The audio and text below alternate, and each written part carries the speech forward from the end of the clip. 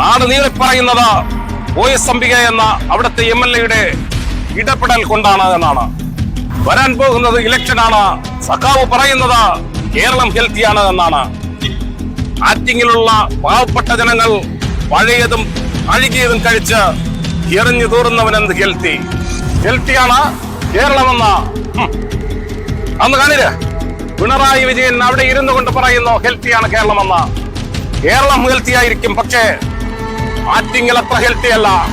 ഹെൽത്തിയാകുവാൻ Attingal chairman സമ്മതിക്കുന്നില്ല.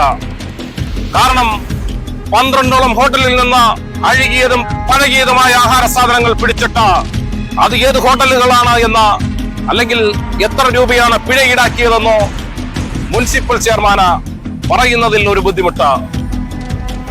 നാട് നീളെ പറയുന്നത് OS അംബിക എന്ന അവിടുത്തെ MLA ഇടപെടൽ കൊണ്ടാണ് എന്നാണ്. ശരിയാണോ എന്നറിയില്ല, പക്ഷേ അവർക്ക് കൂടി ചീത്തപ്പേരുണ്ടാക്കിയിരിക്കുകയാണ് ഈ ചെയർമാൻ. ആറ്റിങ്ങൽ മുനിസിപ്പാലിറ്റി ചെയർമാൻ സഖാവ് മനസ്സിലാക്കേണ്ടത് വരാൻ പോകുന്നത് ഇലക്ഷനാണ്. ഈ വിഷയം പ്രതിപക്ഷം ആയുധമാക്കും. അല്ലെങ്കിൽ നമ്മുടെ പിണറായി സഖാവ് കയ്യാലപ്പുറത്തിരിക്കുന്ന തേങ്ങ പോലെയാണ്. ജനങ്ങൾ മടുത്തു തുടങ്ങി.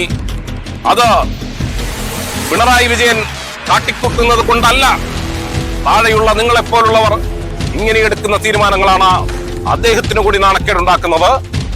ആറ്റിങ്ങലിൽ സമർത്ഥയായ ഒരു MLA ഉണ്ട്. അവരുടെ പേര് OS അംബിക എന്നാണ്.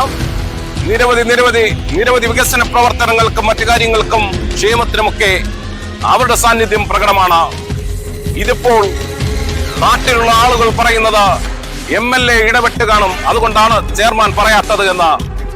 ചെയർമാൻ കാട്ടിക്കൂട്ടിയ ഈ തോന്നിവാസത്തിന് MLA വരെ പഴി കേൾക്കേണ്ടി വന്നു.